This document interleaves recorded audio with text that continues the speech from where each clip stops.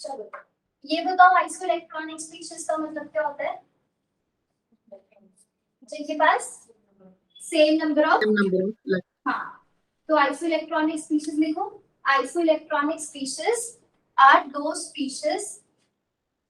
Isoelectronic species are those species which contain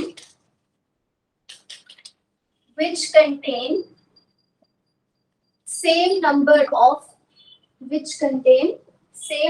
of electrons.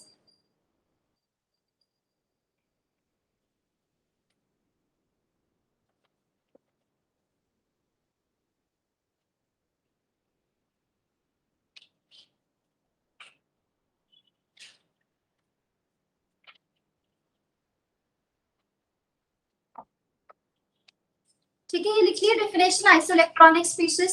अब देखो net में question आया था, वो क्वेश्चन लिखो. Choose the isoelectronic pair. Choose the isoelectronic pair among the following. Choose the isoelectronic pair among the following. Option 1 था, लिखो vanadium हेक्साकार्बोनिल.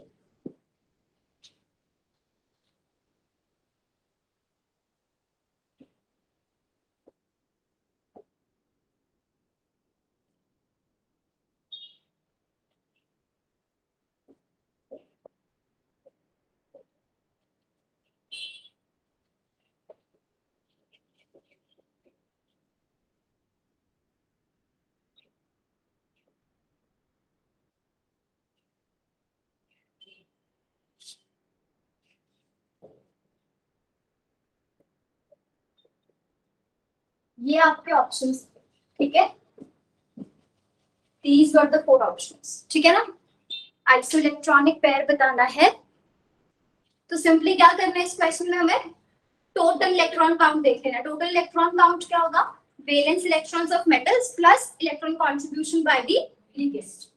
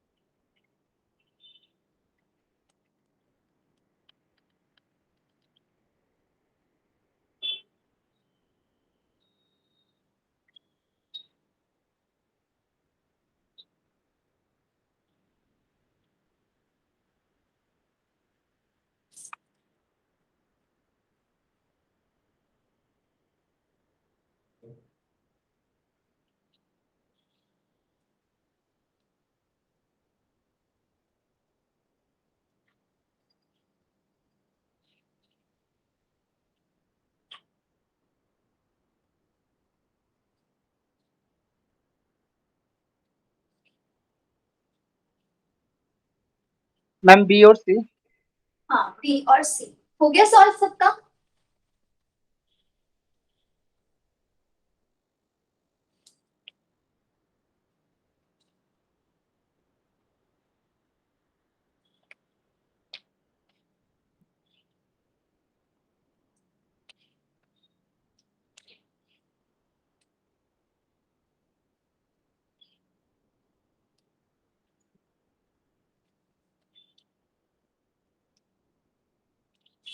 Problem आ रही है?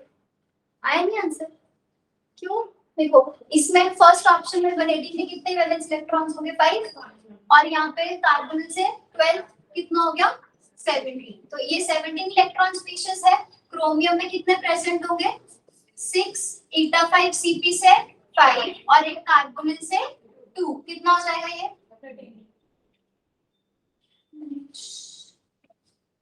नहीं, ये मैंने क्रोमियम नहीं कॉपर है, ठीक है?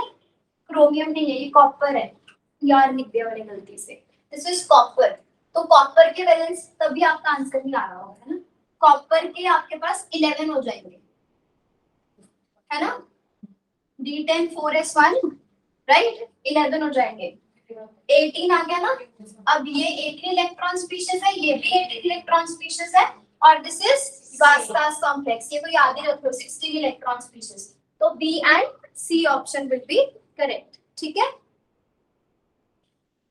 Next question. नवनीत, स्वाति, आप सबका सॉल्व हो गया? Shagun, Himani? Yes ma'am. Ma'am चलो नेक्स्ट क्वेश्चन लिखो। Iron is iso electronic with, ये भी CSR का ही क्वेश्चन है। Iron is iso electronic with,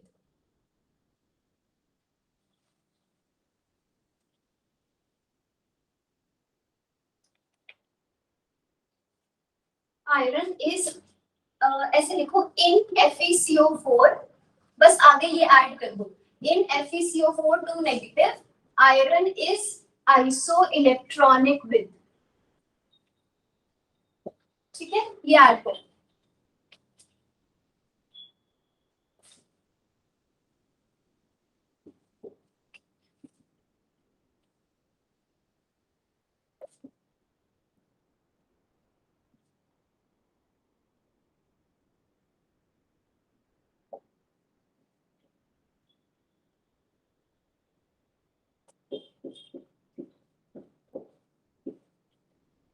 तो आप ना यहाँ पे वर्डिंग्स देखो, दोनों क्वेश्चंस नेट के थे, दोनों की वर्डिंग्स अलग अलग है, ठीक है? तो अप्रोच भी आपका अलग होना चाहिए क्वेश्चन को, ठीक है?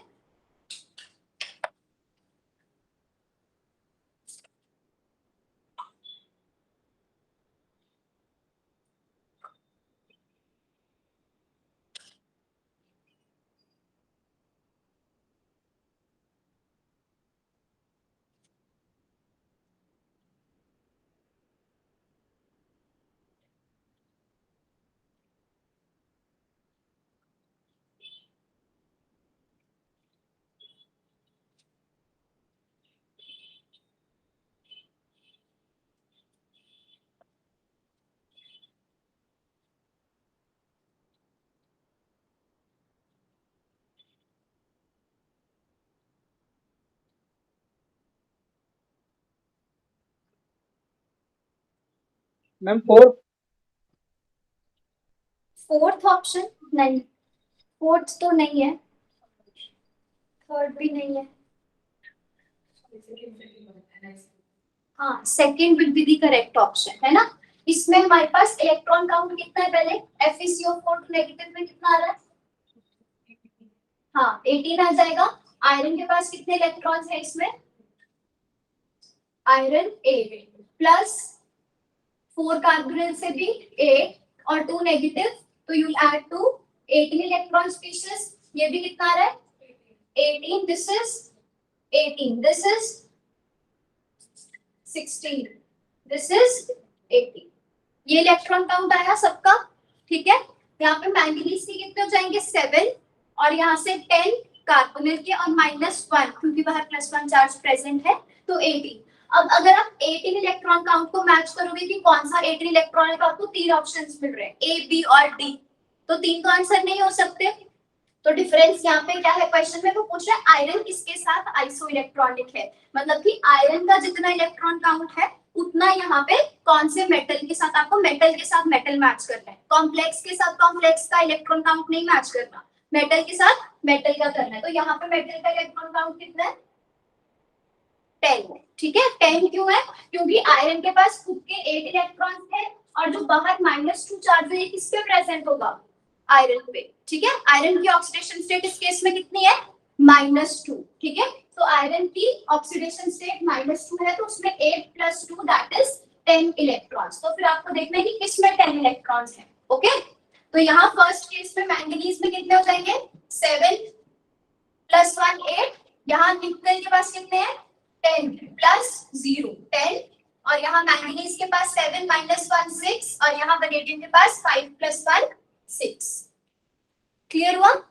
Metal along with its oxidation state, उसके पास कितने इलेक्ट्रॉन्स है, मेटल का मेटल के साथ इलेक्ट्रॉन काउंट मैच करना है। तो यहाँ पे निकल के पास 10 इलेक्ट्रॉन्स है, जैसे कि इस कॉम्प्लेक्स में आयरन के पास भी 10 इलेक्ट्रॉन्स है, ठीक है। तो उन्होंने ये नहीं पूछा कि ये कॉम्प्लेक्स किसके साथ आइसोइलेक्ट्रॉनिक है, उन्होंने पूछा इस कॉम्प्लेक्स में जो आयरन है वो किसके साथ आइसोइलेक्ट्रॉनिक। क्लियर हो गया सबको, ऑनलाइन भी सबको क्लियर हो गया। Yes, ma'am. Neha, Himani, Yes, ma'am. okay. Next, what happened? Doubt है कोई, बताओ, पूछ लो। इलेक्ट्रॉन काउंट कैसे कैलकुलेट करना है, टोटल। इसमें आयरन के पास आयरन 3d6 4s2 होता है, तो उसके 8 इलेक्ट्रॉन्स हो जाएंगे, कार्बोनिल के 2 इलेक्ट्रॉन डोनर है तो 4।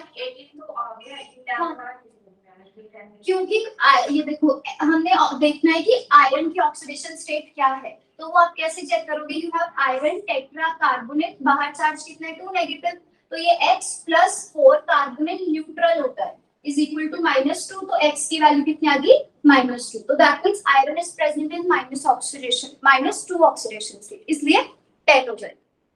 वो पता लगा 10 कैसे होंगे, 3d6 4s2 होती है ना उसकी इलेक्ट्रॉनिक कॉन्फ़िगरेशन आयरन की। हाँ, तो 6 + 2 आपके पास 8 इलेक्ट्रॉन्स तो थे ही, -2 चार्ज है तो तुमने 2 और ऐड करने हैं, तो कितने हो जाएंगे 10। अभी क्लियर है। चलो नेक्स्ट स्टेटमेंट लिखो, the isoelectronic species can be isostructural also can be isostructural also, however it is not necessary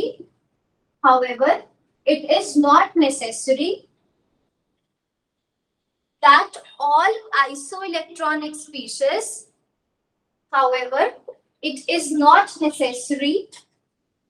that all isoelectronic species are isostructural.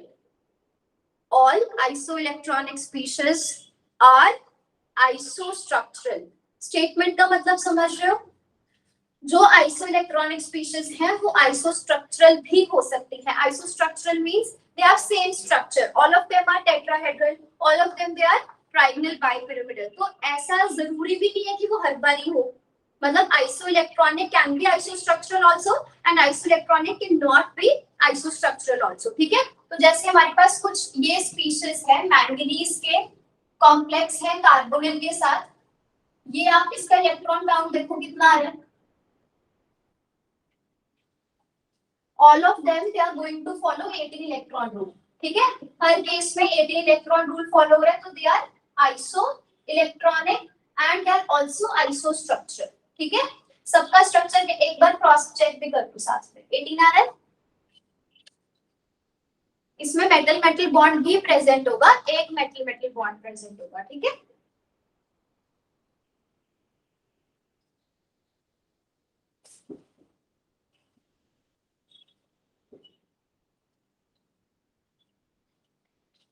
All of them they are 18 electron species and सबका structure same है। Structure कैसा होगा इसका, बताया था मैंने एक बार class में, you have 1 metal metal bond, ठीक है, और उसके साथ हमारे पास 4 कार्बोनिल प्रेजेंट है, सॉरी 5, ये ना ऐसा सा स्ट्रक्चर होता है।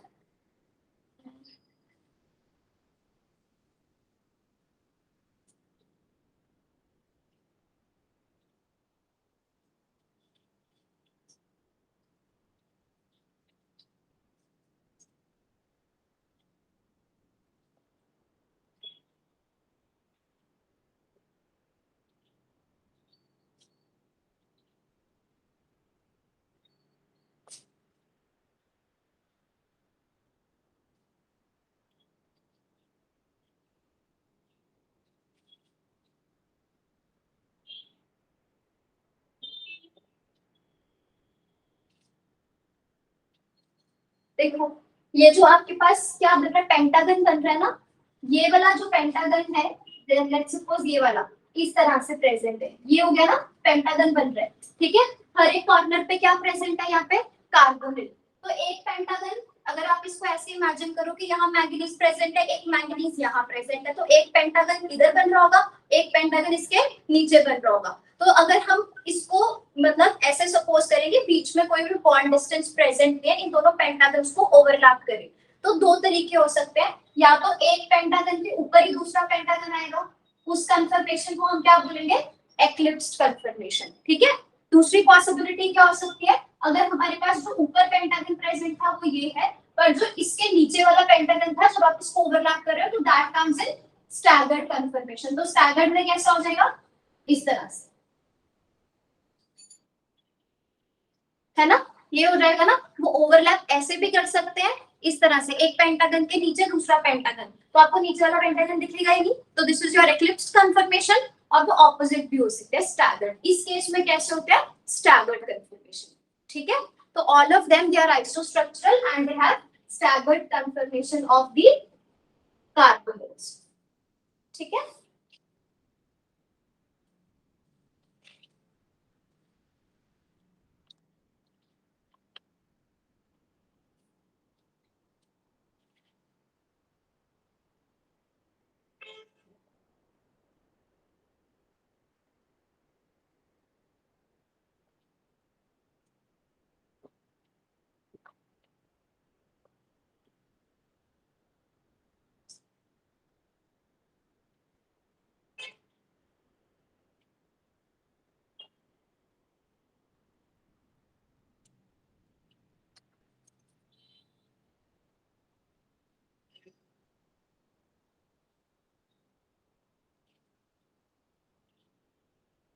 इसी तरह से जो हमारे पास आयरन फैमिली है, आयरन के pentacarbonyls, iron, ruthenium and osmium, ठीक है। ये these are all iso electronic, 18 electron rule follow करते हैं and they are iso structure. और इनका स्ट्रक्चर कैसा होता है, trigonal bi pyramidal. Trigonal bi pyramidal की अरेंजमेंट पता है ना सबको, इस तरह का स्ट्रक्चर हो जाएगा, 2 एक्सियल बॉन्ड्स होंगे और 3 इक्वेटोरियल बॉन्ड्स, ठीक है। So this is also isoelectronic and isostructural.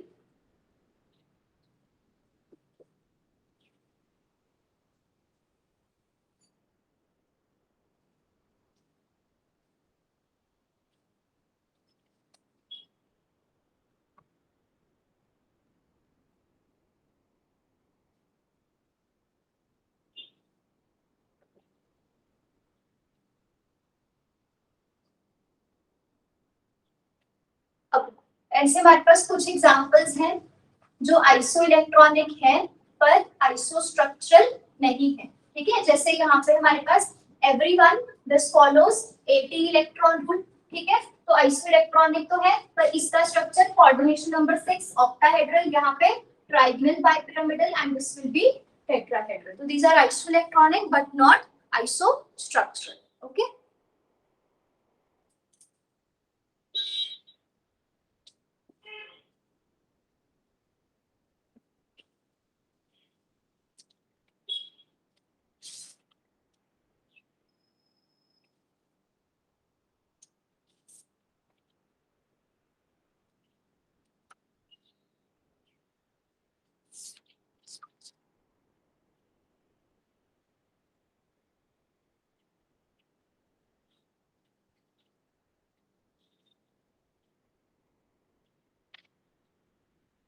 Done, चलो हेडिंग लिखो, calculation of metal bonds, calculation of number of metal bonds.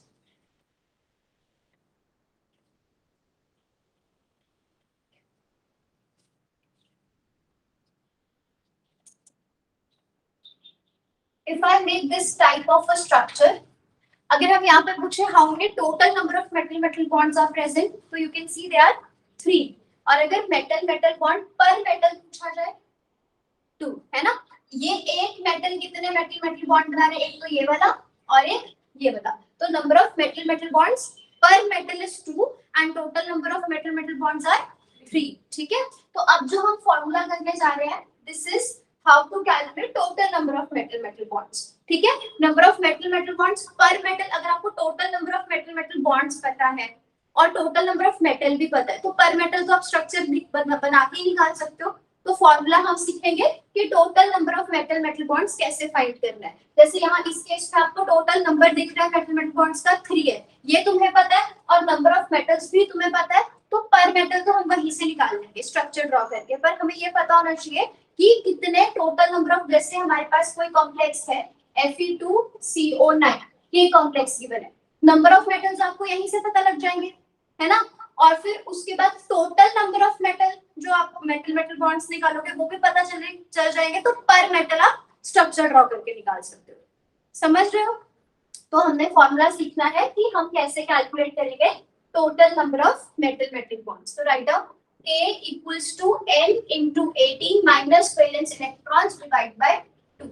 This is the formula for calculation of total metal metal bonds. Total metal metal bonds. ठीक है, यहाँ पे K हमारे पास क्या हो जाएगा, this will B number of metal metal bond, N is equal to number of metals, valence electrons, ये क्या हो जाएंगे, VE stands for total valence electron, किसके, of the complex, सिर्फ मेटल के नहीं पूरे कॉम्प्लेक्स के। ठीक है, जैसे एक एग्जांपल मैं आपको करके दिखाती हूँ। आपको एग्जांपल गिवन है Mn2CO10, तो इसमें आप फॉर्मूला निकाल सकते हो K, नंबर ऑफ मेटल्स कितने हैं 2 into 18 माइनस इसके वैलेंस इलेक्ट्रॉन्स, कितने वैलेंस इलेक्ट्रॉन्स आ रहे हैं इसमें, don't include any metal metal bond here, तुम्हें नहीं पता उसमें कितने मेटल मेटल बॉन्ड है ना। हाँ जी 34 हो जाएंगे ना, पहले देख लो फिर कर लेना, लिख लेना बाद में। मैंगनीज के कितने हो जाएंगे, 2 मैंगनीज हैं तो 14 हो जाएंगे, 10 कार्बोनिल प्रेजेंट है तो 20, तो ये हो गया 34 माइनस 34 डिवाइड बाय 2, तो क्या हो गया 36 माइनस 34 कितना हो गया 2, दैट मींस 2/2 दैट इज 1। तो इसमें number of metal metal bonds कितने आ गए 1। अब आप इजीली इसका स्ट्रक्चर ड्रॉ कर सकते हो। मैंगनीज और मैंगनीज में एक बॉन्ड प्रेजेंट है, 5 कार्बोनिल इस साइड पे होंगे, 5 कार्बोनिल इस साइड पे। ठीक है, अब एक और चीज सुनो, कार्बोनिल्स की जो पोजीशन है वो तो आपको नहीं बताई गई ना कि वो टर्मिनल है या ब्रिजिंग में प्रेजेंट है, तो कुछ कॉम्प्लेक्सेस जो मैं आपको बताऊंगी उनमें अपने पोजीशंस को एज इट इज याद रखना है। ठीक है, जैसे Mn2CO10 मैंगनीज टेक्नीशियम रुथेनियम मैंने ड्रॉ करके दिया आपको स्ट्रक्चर, उसका स्ट्रक्चर आपको याद होना चाहिए, क्योंकि एग्जाम में क्वेश्चन ऐसे आता है कि क्या इसमें कोई ब्रिजिंग कार्बोनिल प्रेजेंट है या नहीं, तो उसको फाइंड करने का कोई मेथड नहीं हो सकता कि वो ब्रिजिंग पे है या नहीं। ठीक है, उसके लिए आपको हम आगे पढ़ेंगे, स्ट्रेचिंग फ्रीक्वेंसीज पता होनी चाहिए, अगर वो नहीं गिवन तो आपको याद भी करना पड़ेगा। तो इन स्ट्रक्चर्स को आपने याद रखना है, इसमें कोई भी ब्रिजिंग कार्बोनिल प्रेजेंट नहीं है। मेटल मेटल बॉन्ड्स आप कैलकुलेट कर सकते हैं। ठीक है, ये नोट करें।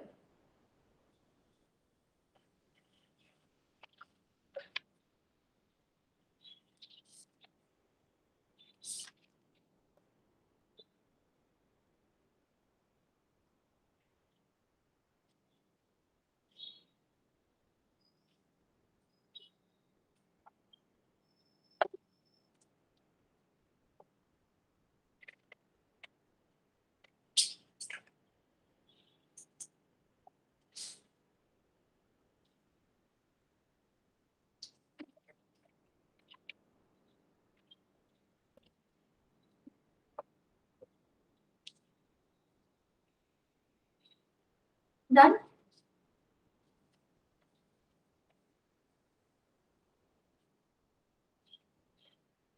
चलो मैं आपको कॉम्प्लेक्सेस देती हूँ, आप उसमें number of metal metal bonds बताओ, स्ट्रक्चर ड्रॉ करेंगे, फिर स्ट्रक्चर आपने एज इट इज याद रखना है उसका। ठीक है, पहले बताओ Fe2CO9, Fe2CO9, Fe3CO12,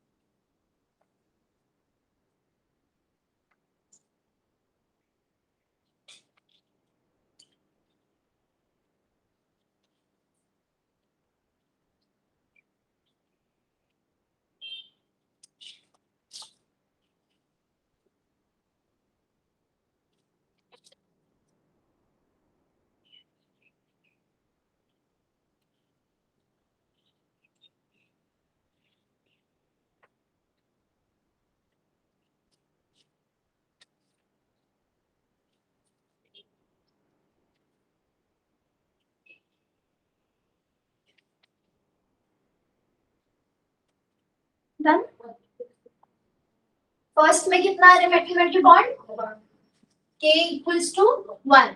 नेक्स्ट देखो,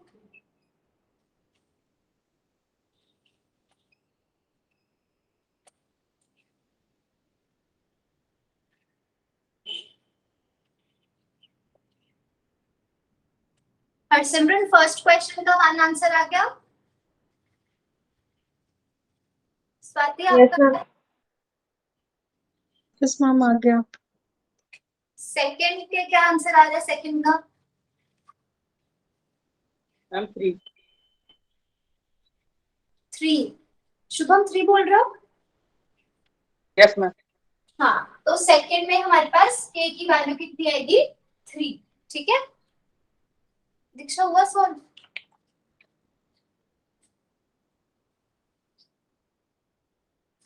तो देखो इस फर्स्ट क्वेश्चन में हमें बस इतना पता है कि आयरन और आयरन के बॉन्ड्स जो है 1 प्रेजेंट है। टोटल कार्बोनिल्स कितने हैं? 9। तो अब कोई भी पॉसिबिलिटी हो सकती है, 5 यहाँ ड्रॉ कर दो, 4 यहाँ ड्रॉ कर दो, इलेक्ट्रॉन काउंट तो सेम ही रहेगा उससे, है ना? इलेक्ट्रॉन काउंट चेंज नहीं करने वाला, चाहे कार्बोनिल टर्मिनल पे हो चाहे ब्रिजिंग पे हो, उसका इलेक्ट्रॉन कॉन्ट्रिब्यूशन हमेशा 2 इलेक्ट्रॉन। तो चाहे 5 इधर कर दो, 4 इधर कर दो, या फिर 4 इधर करके 4 इधर करके एक ब्रिजिंग पे। तो वो स्ट्रक्चर आपको याद रखना है। इसका स्ट्रक्चर कैसा होता है? इसमें 3 कार्बोनिल्स जो है वो ब्रिजिंग पे प्रेजेंट होते हैं। हम ऐसे क्वेश्चन आता है कि कितने कार्बोनिल Fe2CO9 में ब्रिजिंग में प्रेजेंट है? तो देयर आर 3 कार्बोनिल्स। तो बाकी जो हमारे पास 6 बचे, they will be present at terminal positions.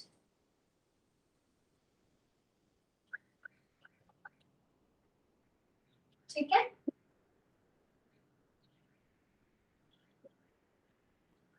three bridging carbonyl and 6 terminal carbonyls.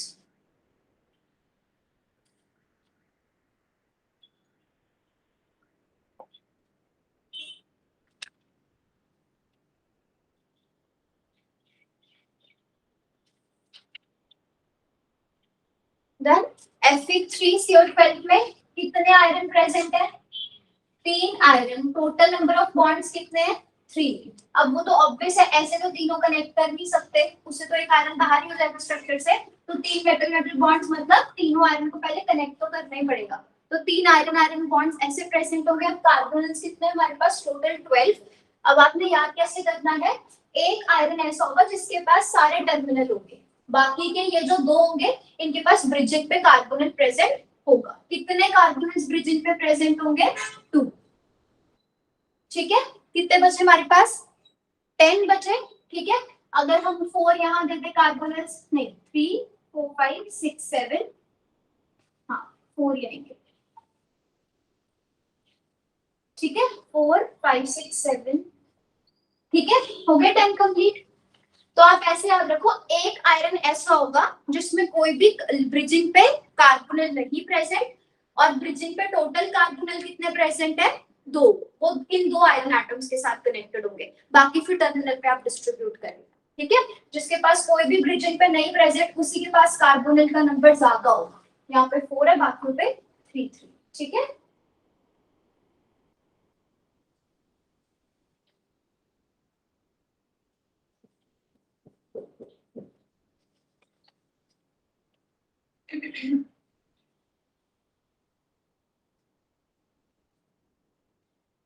Drawn.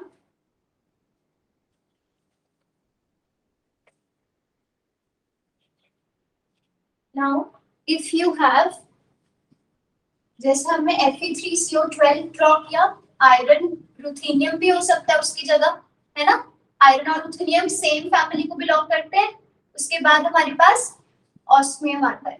ठीक है, तो इसमें हमारे पास क्या होता है? जैसे इसका इलेक्ट्रॉन काउंट अगर आप कैलकुलेट करोगे तो टोटल इलेक्ट्रॉन काउंट 54 आएगा।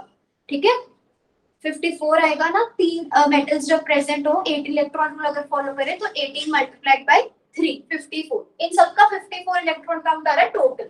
तो all of them they are isostructural. But अगर हम इन सभी की बात करें, या बट जो आइसोस्ट्रक्चरल है ये क्या है? Iso electronic plus isostructural. समझ रहे हो कि ये सिर्फ यही 2 ऐसे हैं जिनका इलेक्ट्रॉन काउंट भी सेम है और आइसोस्ट्रक्चरल भी है, बट ये आइसोस्ट्रक्चरल नहीं है इनके साथ। अगर इसको ओवरऑल देखें, हाँ ये इसके साथ सिर्फ आइसो इलेक्ट्रॉनिक है, ओनली आइसो इलेक्ट्रॉनिक। ठीक है, अब डिफरेंस कहाँ आता है स्ट्रक्चर में? जैसे इसमें आयरन में हमने 2 कार्बोनिल्स ब्रिजिंग पे ड्रॉ किए हैं, यहाँ पे कोई भी कार्बोनिल ब्रिजिंग पे प्रेजेंट नहीं होगा। ठीक है, तो you have to learn this कि रुथेनियम और ऑस्मियम के केस में there is no bridging carbonyl present, और इस केस में हमारे पास 2 ब्रिजिंग कार्बोनिल होते हैं। ठीक है, तो कैसा स्ट्रक्चर हो जाएगा रुथेनियम और ऑस्मियम के केस में? Symmetrical distribution of carbonyls, 12 carbonyl present है तो हर एक के साथ 4-4 कार्बोनिल्स हो जाएंगे,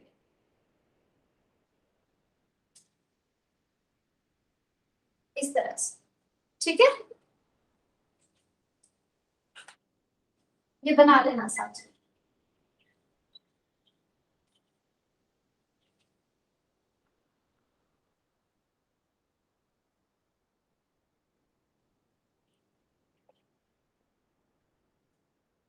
नेक्स्ट हमें ये सोचना है कि ऐसा क्यों हुआ। ठीक है, कि जो आयरन था उसके केस में तो ब्रिजिंग कार्बोनिल प्रेजेंट थे, बट जो हमारे पास रुथेनियम और ऑस्मियम है उस केस में ब्रिजिंग कार्बोनिल प्रेजेंट नहीं है। तो उसका हमारे पास रीजन क्या होता है? जो भी चीज ब्रिजिंग पे आती है, ऐसा तो नहीं हो सकता ना एक मेटल इधर प्रेजेंट है एक मेटल इधर प्रेजेंट है और फिर उसको ब्रिज कर रहा है एक कार्बन, उससे क्या प्रॉब्लम आएगी? जो कार्बोनिल और मेटल की बॉन्ड लेंथ है वो बहुत ज्यादा बड़ी हो जाएगी। बॉन्ड लेंथ तो एक मिनिमम डिस्टेंस होना चाहिए ना, कि इतने पास तो होने चाहिए तभी बॉन्ड बन सकते हैं। जैसे इस केस में हमारे पास यहाँ 2 मेटल प्रेजेंट है और कार्बोनिल यहाँ कहीं प्रेजेंट है, तो बॉन्ड लेंथ इतनी बन सकती है। पर अगर हम ऐसे सोचे कि एक मेटल इधर प्रेजेंट है दूसरा मेटल इधर प्रेजेंट है, फिर इतने लंबे बॉन्ड्स तो नहीं बन सकते। हमारे पास बॉन्ड का कोई ना कोई स्पेसिफिक लेंथ होती है, इसके बाद बॉन्ड ब्रेक कर जाएगा। इससे ज्यादा डिस्टेंस करोगे तो bond will break.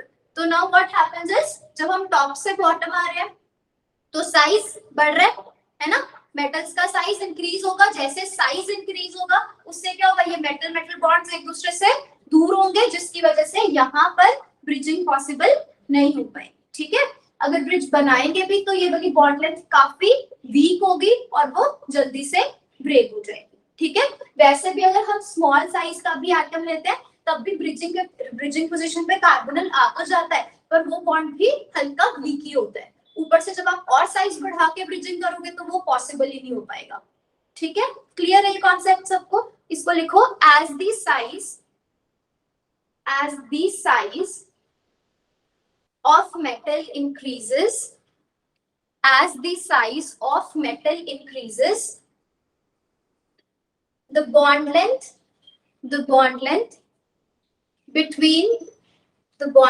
between metal and the bridging ligand becomes very large, and hence bond strength sharply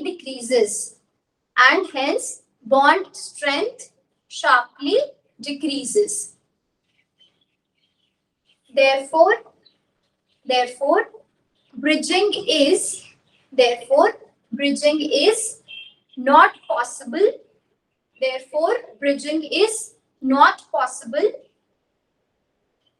among large sized metals. Bridging is not possible among large sized metals.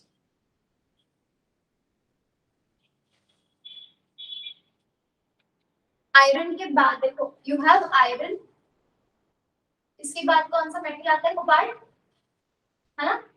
Cobalt आता है ना, तो iron, ruthenium, osmium, then you have cobalt, rhodium and iridium. ठीक है, अब देखो जैसे हमने आयरन के कार्बोनिल्स किए वैसे ही हमारे पास कोबाल्ट के भी कार्बोनिल्स है। कैसे? कोबाल्ट 4 कार्बोनिल 12, रोडियम 4 कार्बोनिल 12, इस तरह से। ठीक है, अब यहाँ क्या होता है?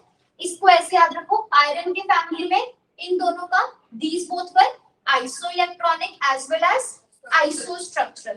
इस केस में हमारे पास ये ऊपर वाले दो क्या होंगे? Isoelectronic and isostructural. यहाँ पर इस केस में ब्रिजिंग पॉसिबल नहीं, इसमें स्मॉल साइज है तो यहाँ पे तो ब्रिजिंग पॉसिबल होती है, यहाँ ब्रिजिंग पॉसिबल नहीं होती। इस केस में स्मॉल साइज ये है तो तो यहाँ ब्रिजिंग पॉसिबल है, इस केस में ब्रिजिंग पॉसिबल नहीं, लार्ज वाले में ब्रिजिंग नहीं हो सकती। अब ऐसा क्या होता है कि 4D सीरीज में ये वाला जो है ये ब्रिजिंग नहीं कर पाता, पर 4D में रुबोडियम ब्रिजिंग कर सकता है, because when you are moving from left to right in the periodic table size of atom will decrease, है ना। तो रुथेनियम के कंपैरिजन में रुबोडियम का थोड़ा साइज कम होगा, इस वजह से इसमें ब्रिजिंग हो जाती है, पर यहाँ ब्रिजिंग पॉसिबल नहीं होती। ठीक है, अब इसका स्ट्रक्चर कैलकुलेट स्ट्रक्चर ड्रॉ करेंगे, but before that calculate number of metal metal bonds इसमें कोबाल्ट फैमिली।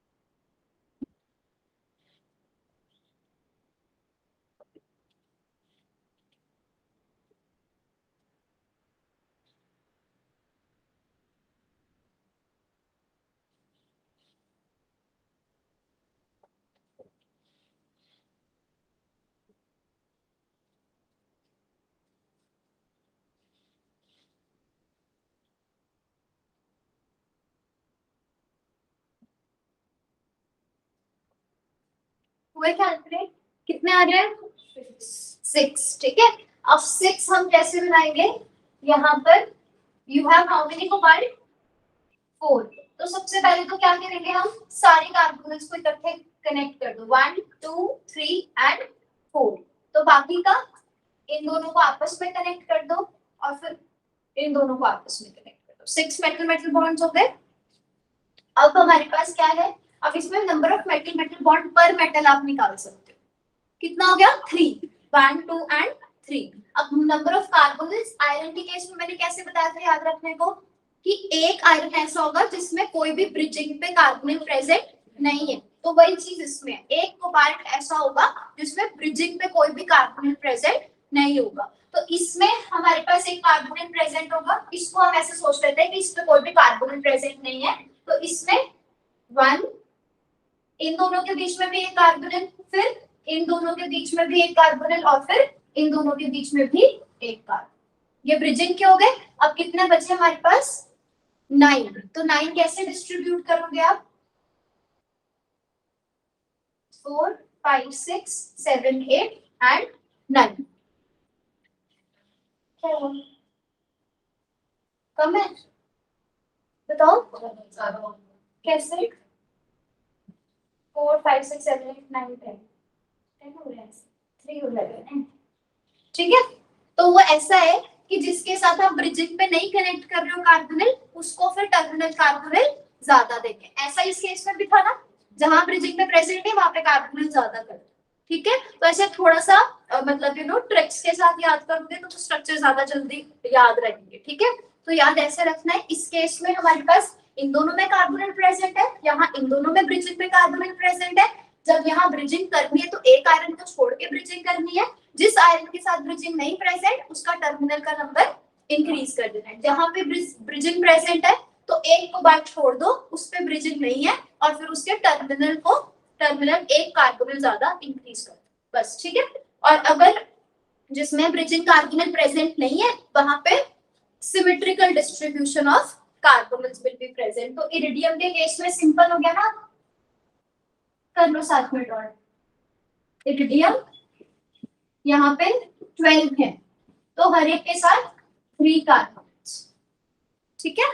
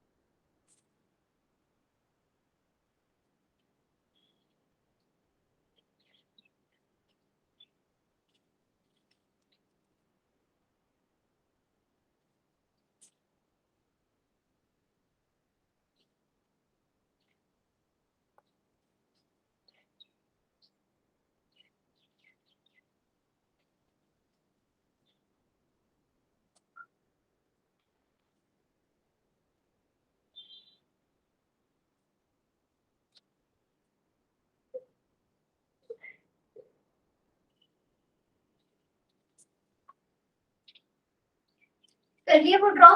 अब इसमें देखो कितने आ रहे मेटल मेटल बॉन्ड्स।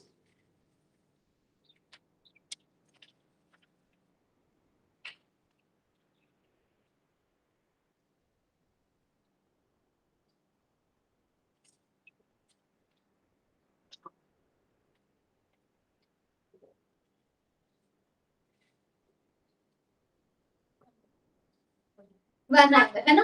इसका स्ट्रक्चर ना Fe2CO9 के साथ याद रखना। जैसे हमने Fe2CO9 में भी number of metal metal bonds कितने निकाले थे 1, इसमें भी number of metal metal bonds कितने हैं 1। यहाँ ब्रिजिंग पे कितने कार्बोनेट प्रेजेंट थे 3, याद है 3 कार्बोनेट्स ब्रिजिंग पे थे। इसमें 2 न्यू कार्बोनेट्स, यहाँ पे ब्रिजिंग पे कितने आएंगे 2 कार्बोनेट्स। ठीक है, सिमिलर से स्ट्रक्चर्स को रिलेट करके याद करना। ठीक है,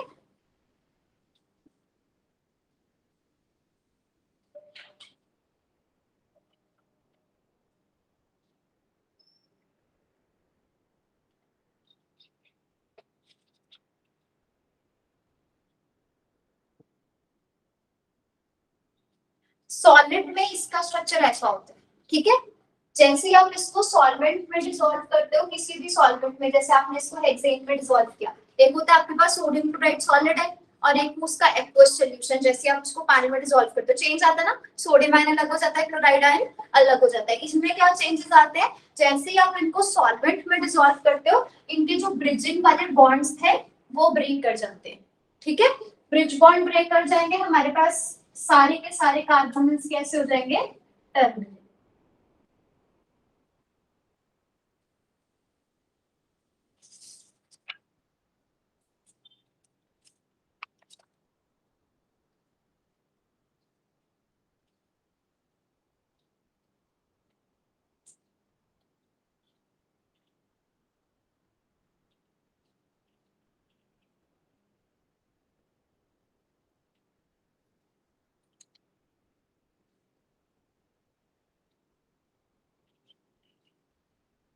सॉल्वेंट में डिसॉल्व करने से क्या होता है, जब सॉलिड की बात करें तो इसमें हमारे पास सिमेट्रिकल अरेंजमेंट होती है, ज्यादा मॉलिक्यूल्स, ज्यादा से ज्यादा आपको पता सॉलिड्स में आपने मोशंस पढ़े होंगे, सिर्फ वाइब्रेट कर सकते हैं, उसमें ट्रांसलेशनल मोशन नहीं हो सकता, रोटेशनल मोशन नहीं हो सकता। एटम्स इतने क्लोजली पैक्ड होते हैं इस तरह से कि अब ये सिर्फ ये वाला एक एटम सिर्फ वाइब्रेट कर सकता है, ना तो रोटेट कर सकता है ना मूव कर सकते हैं इधर उधर, है ना।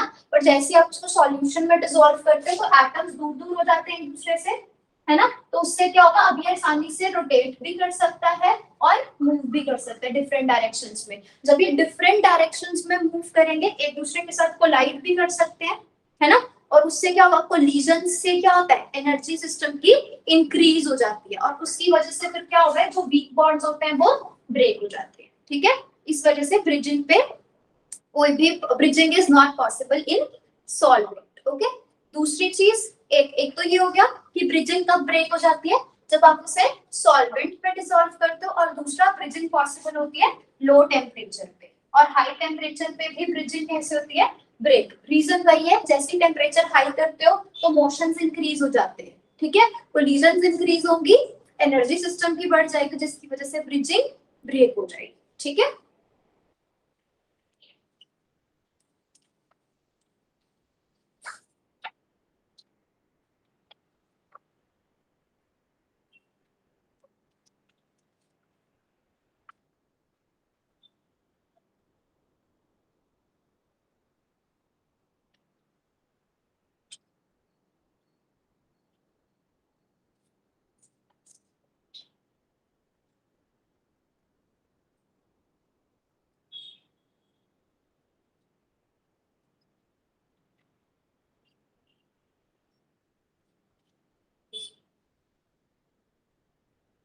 कर ले नोट।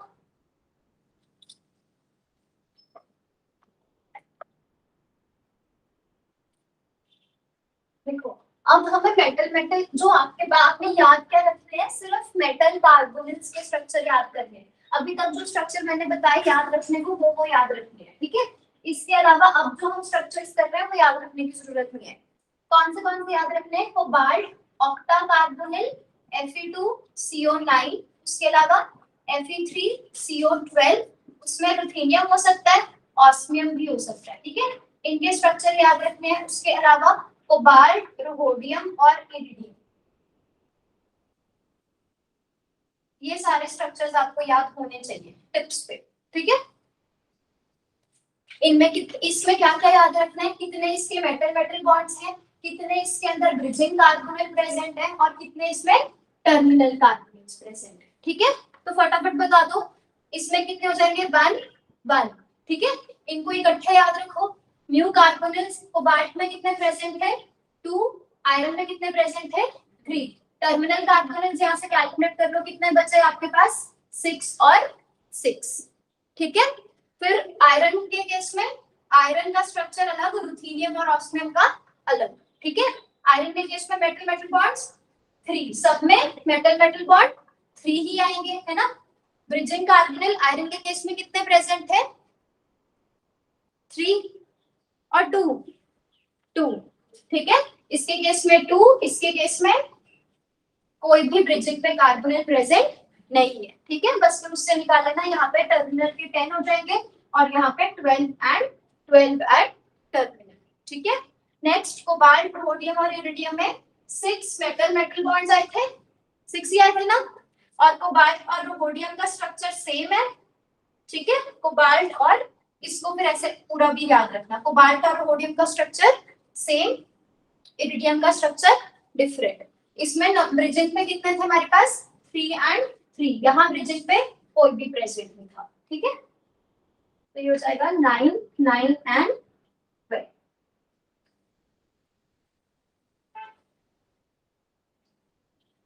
ठीक है। ऐसा टेबल याद मत करना, ये टेबल याद करने की जरूरत नहीं है, बस वो ट्रिक्स याद करना, उससे स्ट्रक्चर सॉल्व हो जाएगा आपका।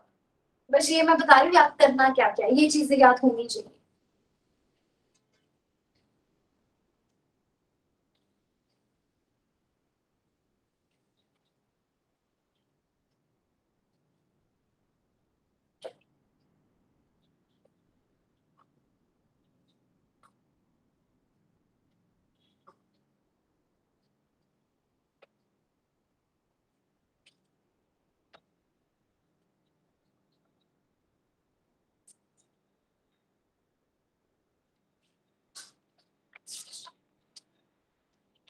कर लिया नोट।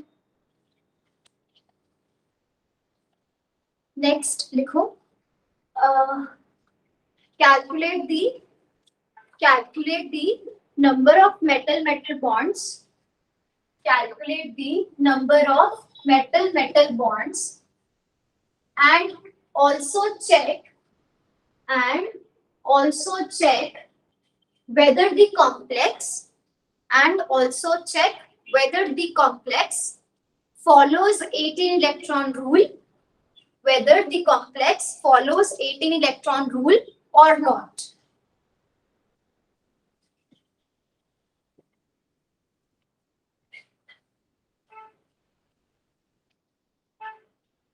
अब स्ट्रक्चर भी देखो, एक तो ये चेक करो, पहले ये चेक करो 18 इलेक्ट्रॉन भी फॉलो करता है या नहीं, फिर चेक करो कि इसमें मेटल मेटल बॉन्ड है या नहीं, उसके बाद थोड़ा खुद से सोच के देखना कि इसका स्ट्रक्चर कैसा सा हो सकता है, ठीक है।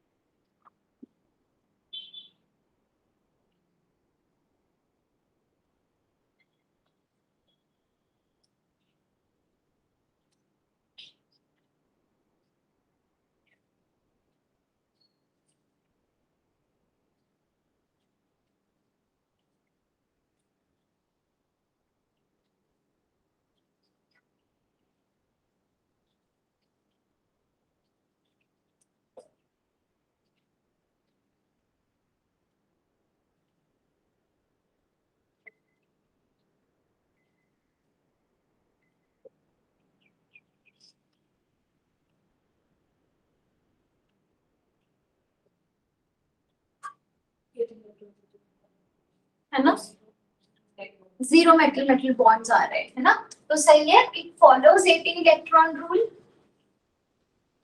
एंड के वैल्यूज की जीरो आएगी। अब आप इसका स्ट्रक्चर चेक करो कि कैसा हो सकता है। हमने क्या बोला, μ3 क्लोरीन दिख रहा है आपको, मतलब एक क्लोरीन 3 रुथेनियम्स के साथ ब्रिजिंग पे प्रेजेंट है, तो यू हैव रुथेनियम, ठीक है, you have chlorine, now this is your μ3 type structure.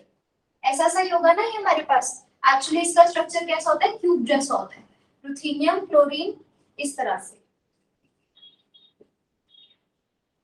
जब भी आप याद रखो, जब भी हमारे पास μ3 हैलोजेंस प्रेजेंट होते हैं इस तरह से, और वो चार हो तो क्यूब जैसा स्ट्रक्चर बनता है इस तरह से, ठीक है।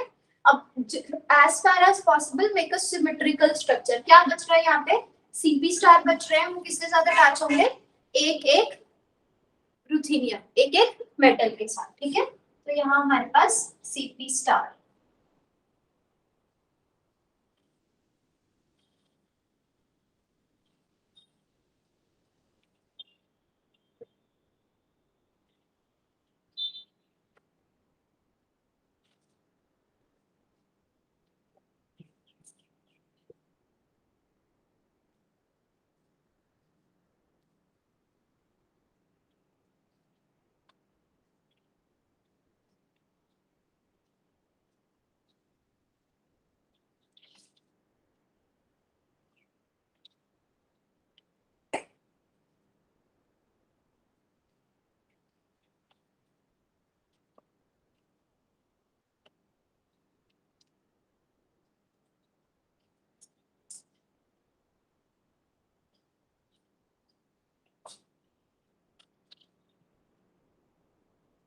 यार आपको मैंने ये बताया था कि अगर हैप्टिसिटी नहीं गिवन तो उस केस में आपने कौन सी हैप्टिसिटी लेके चलना है।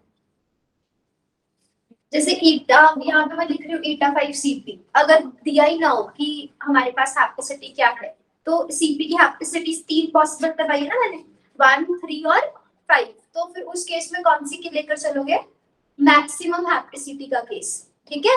अगर आपको नहीं गिवन है एग्जाम में कि हैप्टिसिटी क्या है, कितनी है हैप्टिसिटी, तो उस केस में आपने 5 मैक्सिमम हैप्टिसिटी का केस कंसीडर करके चलना है, ठीक है। अगर अलाइन सिस्टम गिवन है बिना हैप्टिसिटी के तो कितनी हो जाएगी, 3, ठीक है। और ब्रिजिंग का बताया था कि अगर म्यू 2, 3, 4 गिवन है फिर तो ब्रिजिंग वही होगा, और अगर ब्रिजिंग नहीं गिवन तो 2 मान के चलने हैं, मिनिमम ब्रिजिंग का केस मान के चलना है, ठीक है। मिनिमम ब्रिजिंग पे कितने लिखे जाते हैं, तो ब्रिजिंग का मिनिमम केस मानना है, हैप्टिसिटी का मैक्सिमम केस मानना है, ठीक है।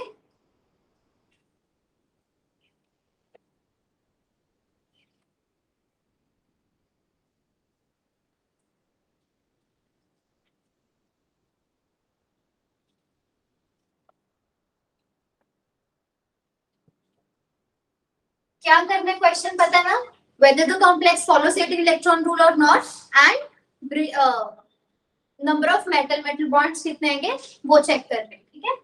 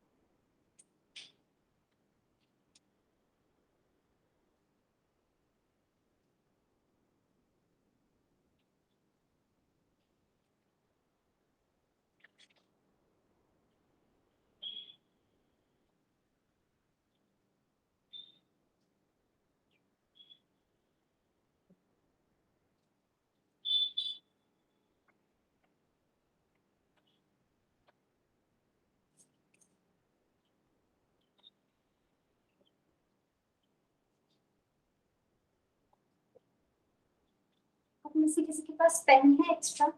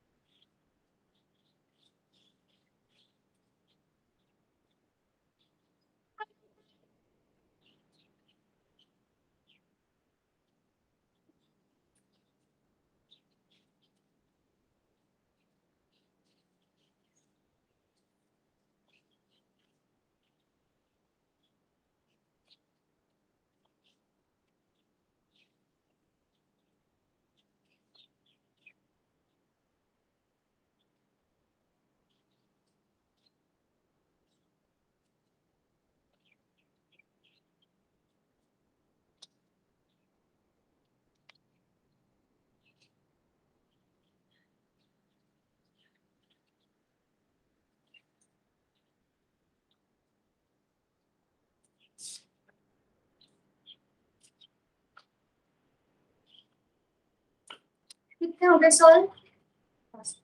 लास्ट कर लो।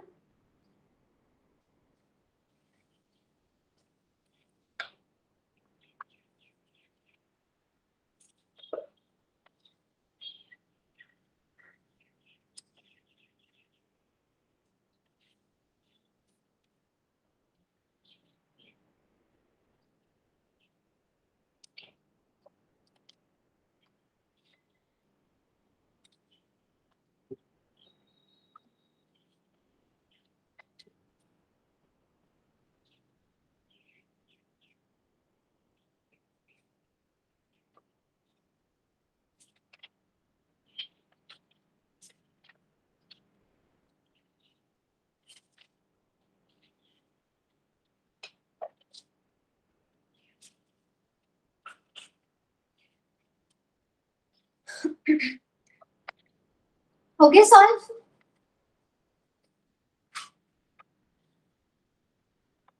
फर्स्ट क्वेश्चन में फॉलो कर रहे हैं 18 इलेक्ट्रॉन रूल या नहीं? फर्स्ट मतलब सेकंड क्वेश्चन ये वाला कर रहे हैं? हाँ, तो this complex follows 18 electron rule. Number of metal metal bonds 0 आ रहे, गुड है ना। तो इसका स्ट्रक्चर कैसा हो जाएगा? मैं यहाँ पे स्ट्रक्चर ड्रॉ करूँ, ठीक है। You have nickel, no metal metal bond, bridging पे ब्रोमीन प्रेजेंट है। कितने ब्रोमीन प्रेजेंट है? 2। बस फिर उसके बाद क्या बचा? 2 सीपी रिंग्स, एक सीपी रिंग इसके साथ हो जाएगी, एक सीपी रिंग इसके साथ। As far as possible you have to make a symmetrical structure, ठीक है। थर्ड कर देना, बाद में कर देना स्ट्रक्चर ड्रॉ। स्ट्रक्चर भी ड्रॉ किया नहीं ना, बाद में करना। अभी थर्ड क्वेश्चन में देखो कितना आ रहा है इलेक्ट्रॉन काउंट? 20 नहीं, मतलब टोटल वो फॉलो कर रहा है 18 इलेक्ट्रॉन रूल नहीं है ना। कितने मेटल मेटल बॉन्ड्स आ रहे हैं?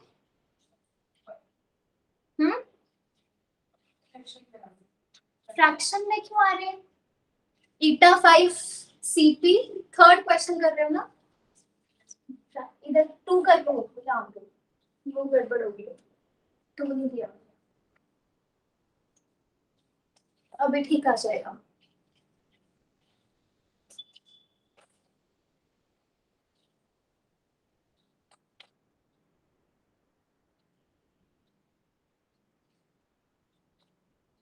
बार बार कैलकुलेशन मत करना, बस 5 इलेक्ट्रॉन और ऐड कर दो जो आपने निकाला हुआ है ना।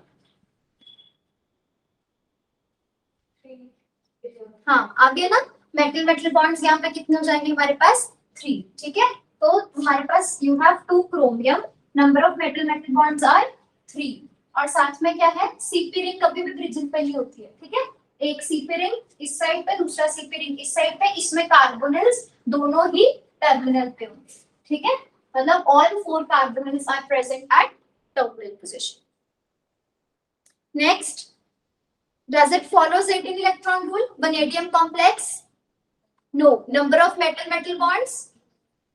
2. तो ये कॉम्प्लेक्स जो था ये भी 18 इलेक्ट्रॉन रूल फॉलो नहीं करता था, इसलिए number of metal metal bond 3 थे। जो आपका फोर्थ सिस्टम है, it does not follow 18 electron rule and number of metal metal bonds कितने होता है? 2, ठीक है। तो इसका स्ट्रक्चर हमारे पास कैसा हो जाएगा? You have vanadium double bond vanadium, ठीक है। कार्बोनिल्स कितने हैं हमारे पास? 8, ठीक है। Pr2 लिगेंड मुझे बताओ कितनी इलेक्ट्रॉन कंट्रीब्यूशन देगा? हाँ, टर्मिनल पे जब प्रेजेंट होता है तो 1, और ब्रिजिंग पे प्रेजेंट होगा तो 3, ठीक है। नंबर ऑफ कार्बोनिल्स, अच्छा 2 है ना, 2 Pr2 है ना, तो ये हमारे पास 2 ब्रिजिंग पे हो जाएंगे, बाकी सारे जो कार्बोनिल्स हैं they are present at terminal position, ठीक है।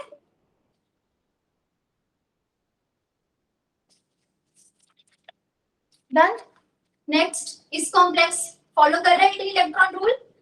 No, right, this also does not follow 18 electron rule. Number of metal metal bonds 1, ठीक है। तो इसमें सारे कार्बोनिल्स टर्मिनल पोजीशन पे आएंगे, ठीक है। लास्ट स्ट्रक्चर को ड्रॉ कर लेना, सारे कार्बोनिल्स टर्मिनल पे होंगे।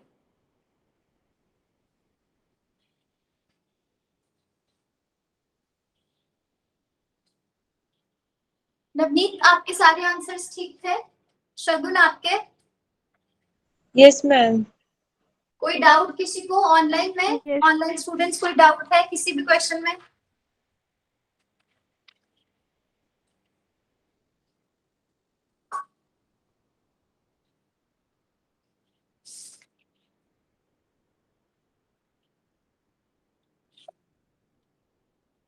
ठीक है, तो एग्जाम में ऐसे क्वेश्चंस आते हैं, कोई 18 इलेक्ट्रॉन रूल फॉलो करता है या नहीं सिस्टम, ठीक है।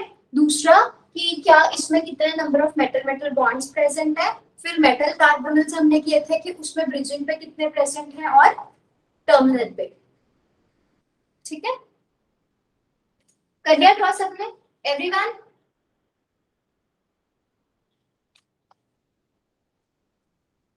एक हमारे पास एक्सेप्शन है, ठीक है, वो मैं आपको नोट करवाती हूँ, एक बार आई थी वो एग्जाम में। ये टंगस्टन का कॉम्प्लेक्स है, ठीक है, ये है टंगस्टन का कॉम्प्लेक्स, ठीक है। पहले तो आप मुझे इसमें ये बताओ कि ये कौन सा लिगेंड है, कैसा सिस्टम है? ऑक्सीजन साथ में फिनाइल रिंग, तो मतलब जैसे OH ग्रुप प्रेजेंट होता है वैसी, बस इसके H को हटा के क्या अटैच कर दिया? Phenyl ring. कितना इलेक्ट्रॉन कंट्रीब्यूटर होगा टर्मिनल पोजीशन पे? 1 इलेक्ट्रॉन होता है, और ब्रिजिंग पे 3 इलेक्ट्रॉन होता है, ठीक है। इसमें सारे के सारे टर्मिनल पे प्रेजेंट होते हैं फिनाइल ग्रुप्स, ठीक है। टंगस्टन टंगस्टन बॉन्ड इसमें 3 होते हैं, उसके बाद every ligand is present at terminal position, ठीक है।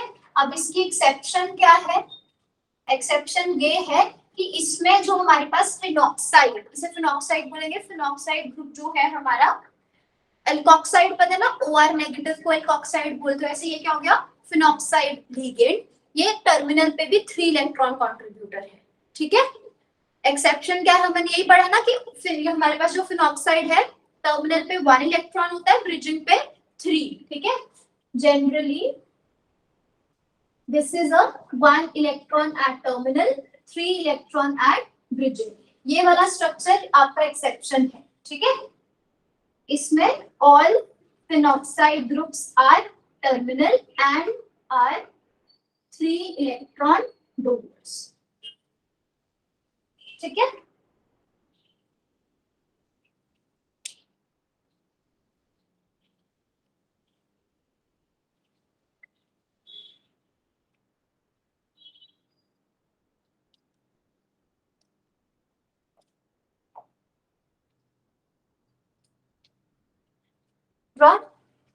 अगेन स्टेटमेंट लिखो.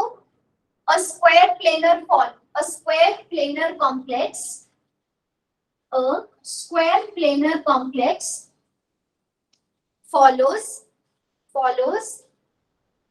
16 electron rule, follows 16 electron rule and not 18 electron rule, and not 18 electron rule. For a square planar complex, the number of metal bonds for a square planar complex, the number of metal bonds can be calculated by the following formula. Can be calculated by the following formula. तो square planar complex में क्योंकि वो 18 की बजाय 16 electron rules follow करते हैं, तो formula में भी 18 की जगह 16 हम इंट्रोड्यूस करेंगे, ठीक है? और एग्जाम में अगर तो गिवन है कि कॉम्प्लेक्स 16 अगर तो कॉम्प्लेक्स गिवन है कि वो स्क्वायर प्लेनर है, तभी ये फॉर्मूला अप्लाई करना है. अगर कुछ भी मेंशन नहीं है तो आपने जो यूजुअल फॉर्मूला है उसी से कैलकुलेट करना है, ठीक है? अब जैसे इस केस में कैलकुलेट करो number of metal bonds.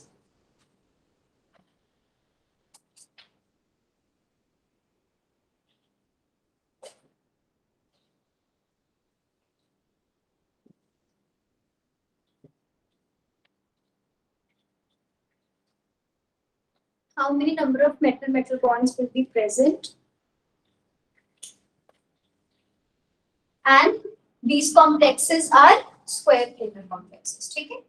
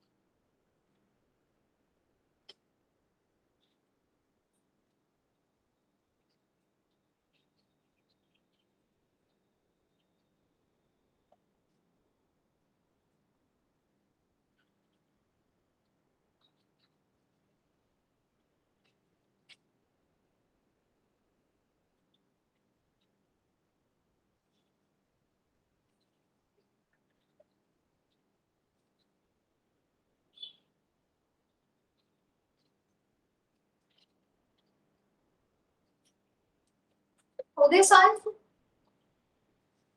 First में कितने आ रहे हैं मेटल मेटल बॉन्ड्स? दिक्कत क्या हुआ?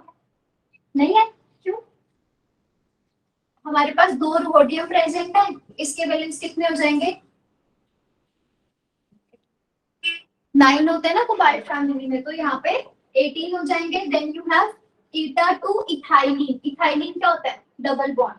तो ये कितने इलेक्ट्रॉन डोनर है? 2 इलेक्ट्रॉन डोनर है। कितने इथाइलिन प्रेजेंट है? 4। 2 और यहाँ पे 2, तो टोटल 4 हो, है ना? बाहर वाला में क्या होगा ना, तो ये 4 हो गए। तो 4 से हमारे पास कितना हो गया? 8 electron found. And hydrogen, blue hydrogen एक इलेक्ट्रॉन डोनर है। कितने हाइड्रोजन प्रेजेंट है? 2। तो टोटल कितना हो गया आपके पास? 28, है ना? तो कितना इलेक्ट्रॉन काउंट कितना लेना है? 16 लेकर चलना है। तो फॉर्मूला क्या होगा? 2 into 16 minus 28 by 2, 32 minus 28, 4 by 2 आ जाएगा, है ना? तो number of metal metal bonds कितने हो जाएंगे फर्स्ट केस में? 2। तो कॉम्प्लेक्स का स्ट्रक्चर कैसा हो जाएगा इसका?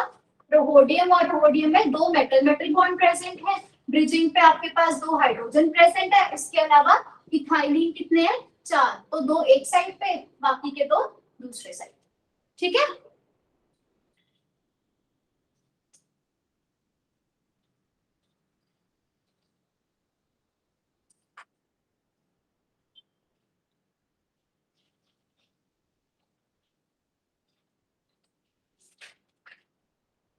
नेक्स्ट में 0। ठीक है, नेक्स्ट में हमारे पास 0 आएंगे। तो यहाँ पे रोहोडियम रोहोडियम में कोई, और न्यू क्लोरीन की इलेक्ट्रॉन कॉन्ट्रीब्यूशन 3 आएंगे, है ना? बस यहाँ पे दो इथाइलिन इधर, दो इथाइलिन इधर। ठीक है?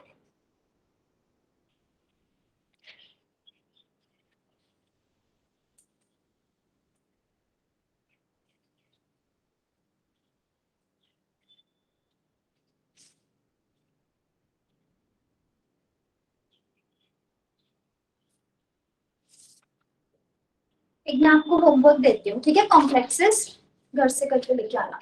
रब कर दूं ये? सबने नोट कर लिया?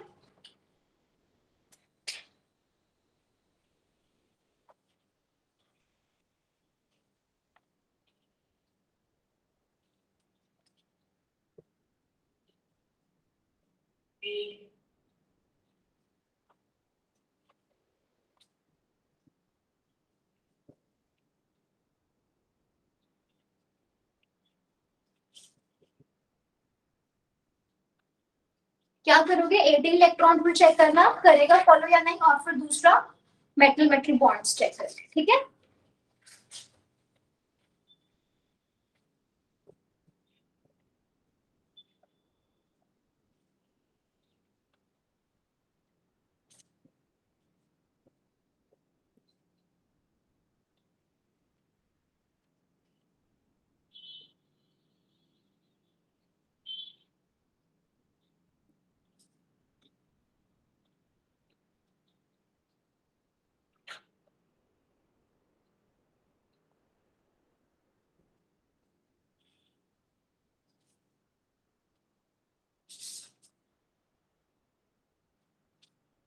जो आपका थर्ड क्वेश्चन है, दिस इज डिफरेंट।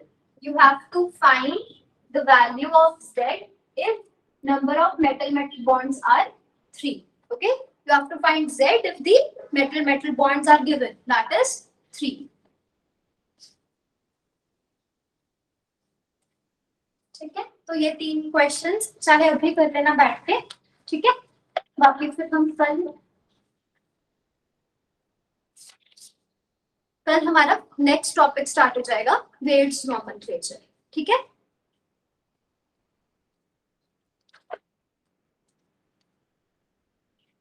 डाउट्स है आज के लेक्चर में? देखो, पुराने लेक्चर में अगर कोई डाउट है। कल की वीडियो ऑनलाइन जो है अभी प्रोसेस नहीं हुई थी, ठीक है? यूट्यूब पे भी नहीं आई है, तो उसमें टाइम लग रहा है। मैंने सर को दिया, फॉरवर्ड किया है, वो चेक कर रहे हैं। ठीक है? जैसे ही वो अपलोड हो जाएगी यूट्यूब पे, तो मैं ऐप पे अटैच कर दूंगी उसको। ठीक है? ऑनलाइन किसी को कोई डाउट है?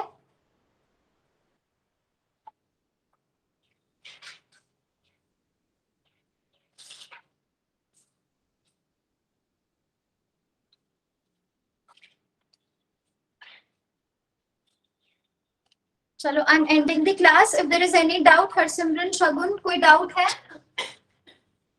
No, ma'am. ठीक है, तो I am ending the class. ठीक है, आप लोगों को है कोई डाउट?